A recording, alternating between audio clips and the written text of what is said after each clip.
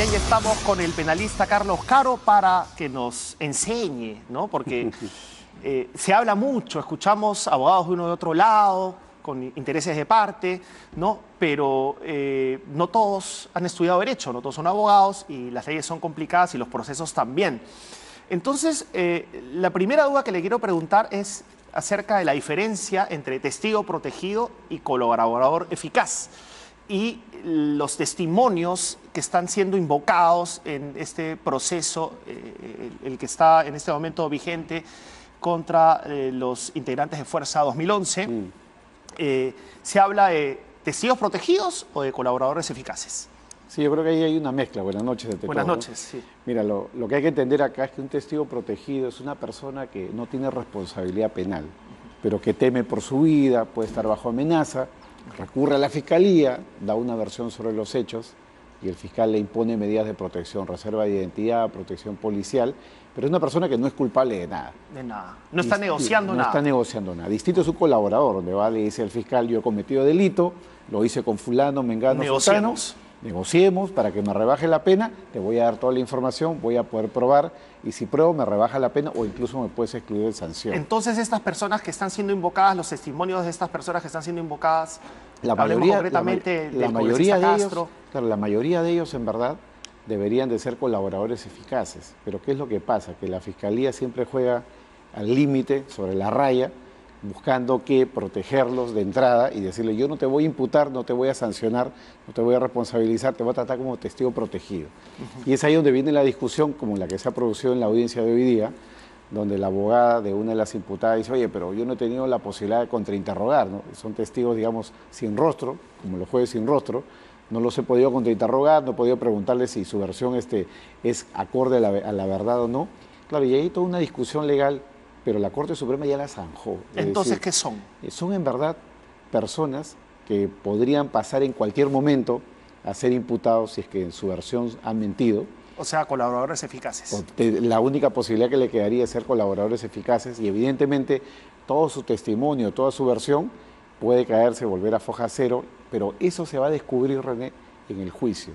Porque en esta etapa ya el fiscal y el juez han dicho que no hay posibilidad de que la defensa les interrogue.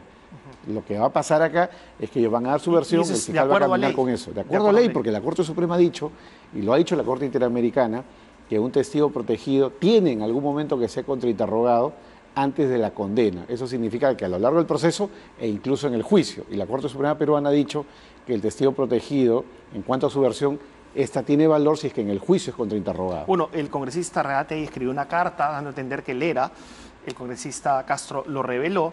Entonces, le pregunto si considera que lo que han declarado ha sido crucial para la estrategia de la Fiscalía. No, en verdad la Fiscalía tiene una estrategia, y es una estrategia agresiva, que podemos discutir si es buena o mala, pero es efectiva. ¿No atenta contra los derechos humanos? Bueno, digamos, el tema de las prisiones preventivas da lugar a toda una discusión, pero que está sometida a nivel judicial, hay una apelación, han habido recusaciones de ida y de vuelta, pero está siguiendo su trámite regular. La señora Fujimori ha apelado y la Sala Superior definirá si sigue en prisión o no, pero lo que está claro es que la Fiscalía, en su lógica agresiva, ha tenido un efecto.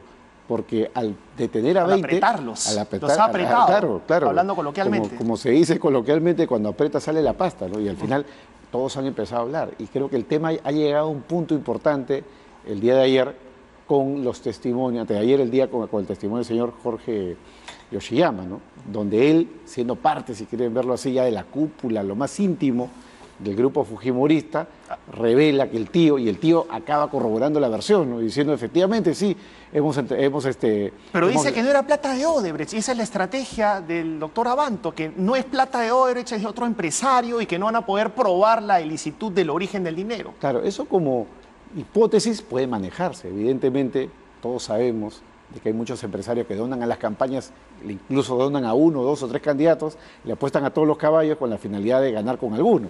Eso puede pasar, pero eso lo va a tener que probar él. Él va a tener que probar eso. De momento la Fiscalía tiene una hipótesis muy fuerte. Porque además es una hipótesis cotejada con testimonios de Miglacho, con testimonios de Barata, efectivamente, de que la plata ha venido. Ahora, la plata es fungible, ¿no?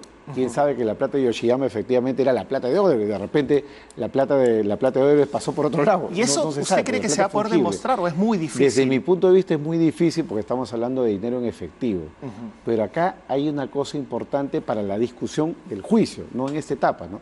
Que es la siguiente. Cuando hay una organización criminal, estamos hablando de una gran tesis de coautoría. Y cuando hay coautores, lo que haga uno responsabiliza a los demás. Es por ese motivo que si yo salto un banco con alguien, el que mata, aunque yo no dispare, yo también soy responsable. O el que maneja o el que maneja el carro, exactamente. Claro. Entonces, todos estamos en una actuación conjunta, así como una sinfónica, ¿no? Entonces, lo que haga uno es responsabilidad de los otros. Entonces, una organización criminal igual, con lo cual, plata sucia, plata en efectivo de un lado o de otro contamina, digamos, la actuación de todos en conjunto. Seguimos con este debate, con esta explicación, mejor dicho, pero antes una pausa, rapidito.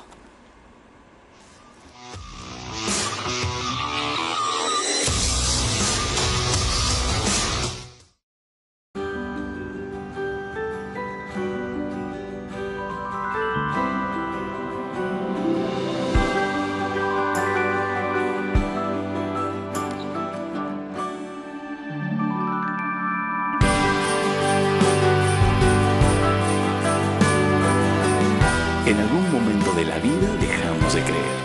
Volvamos a ilusionarnos. Todino, el verdadero panetón para la verdadera Navidad.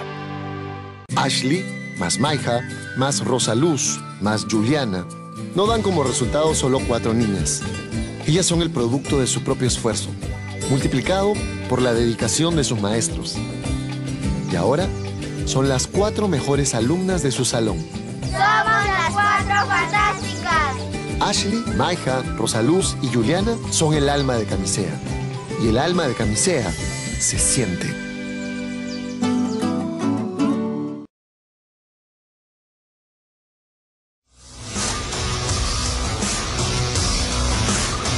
Seguimos con el penalista Carlos Caro. Ahora, pareciera que la estrategia inicial de Fuerza 2011, los involucrados en este caso, fue negar un no delito, porque si no es delito haber recibido plata lícita, por más que se hayan excedido en los montos permitidos por la OMPE, no les resultó porque han tenido que confesar pitufeo, han tenido que confesar simulaciones, ¿no?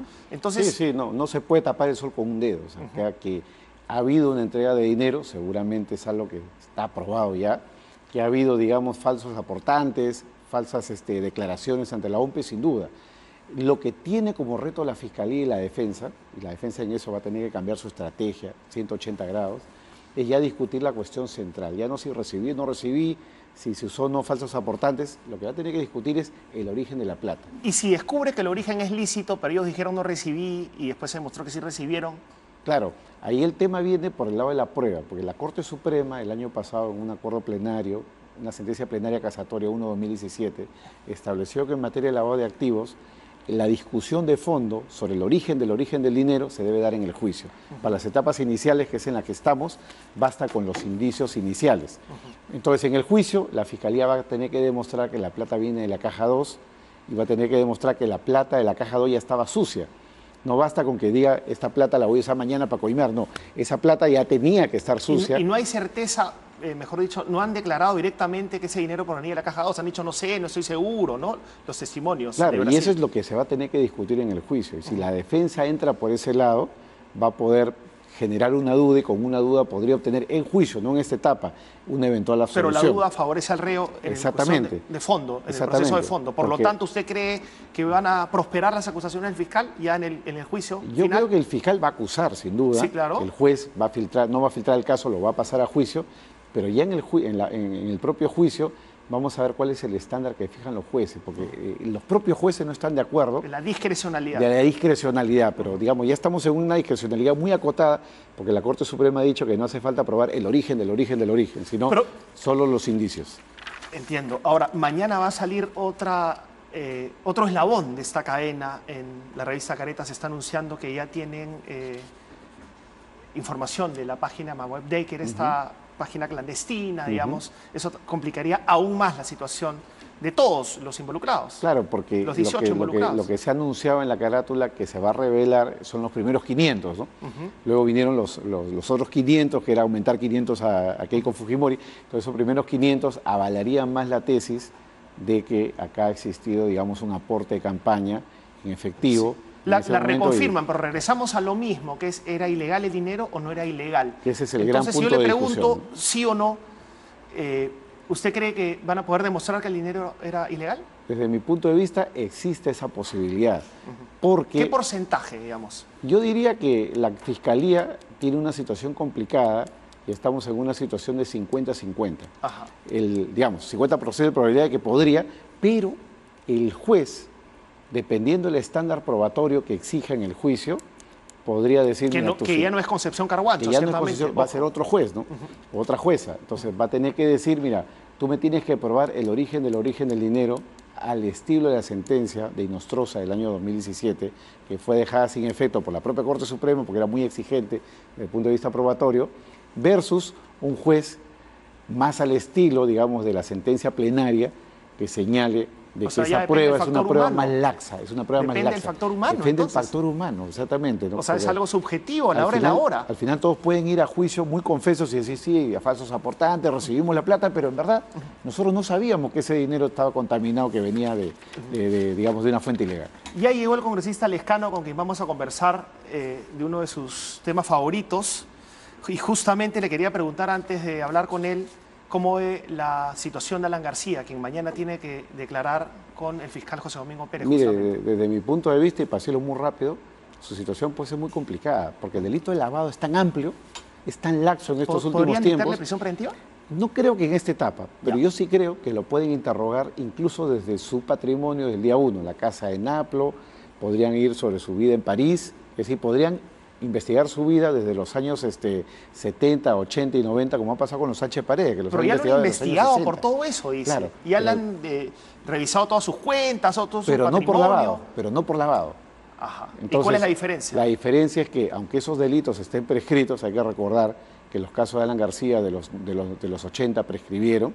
Lo que puede traer el fiscal a colación es que, sin importar la prescripción, hay un delito fuente, nunca fue juzgado, nunca fue sancionado, y conforme a los estándares universales, el delito de lavado es un delito autónomo y te puedo perseguir y preguntarte por tu patrimonio desde el día 1. Ahí sí yo creo que lo pueden complicar el señor García. O sea, no está la suerte echada.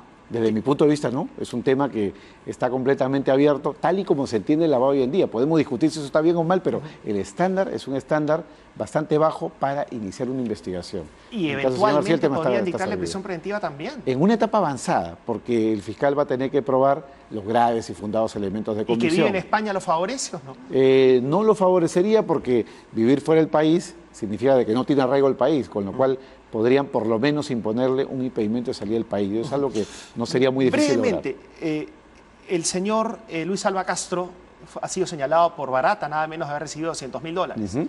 Y no lo vemos todavía desfilando en el Poder Judicial o en la Fiscalía. Claro, yo creo que la Fiscalía está guardando, digamos, la carta del APRA para otro momento. Estamos hablando además del mismo fiscal. Y creo que se viene el capítulo 2 con la investigación con el APRA y seguramente veremos algunos capítulos adicionales. Pero es por turno, no depende de la voluntad de la Fiscalía, ¿no? O sea, esto es por orden de llegada, hay que aclararlo. Según viene la información, porque en el caso del señor Alba Castro va a tener la Fiscalía también que negociar con la empresa la entrega de la información, My Way Day, el aportante, etcétera. Rápidamente, los decretos de urgencia que favorecieron la adjudicación de Odebrecht para la línea 1 del metro de Lima, que es justamente el proceso por el cual va a declarar Alan García mañana. Estos decretos de urgencia, que fueron como 400, ¿le parecen a usted que arman un esquema desfavorable para el presidente? Podría, desde luego, armar un esquema muy desfavorable, porque los decretos de urgencia, si no han sido controlados a nivel del Congreso, prácticamente han sido dados a propia voluntad del presidente. Entonces, si el presidente no justifica por qué los dio, cuál fue la racionalidad económica del momento, la urgencia, eso lo puede complicar a futuro. Muchísimas gracias por su presencia, doctor Carlos Caro. Vamos a una pausa.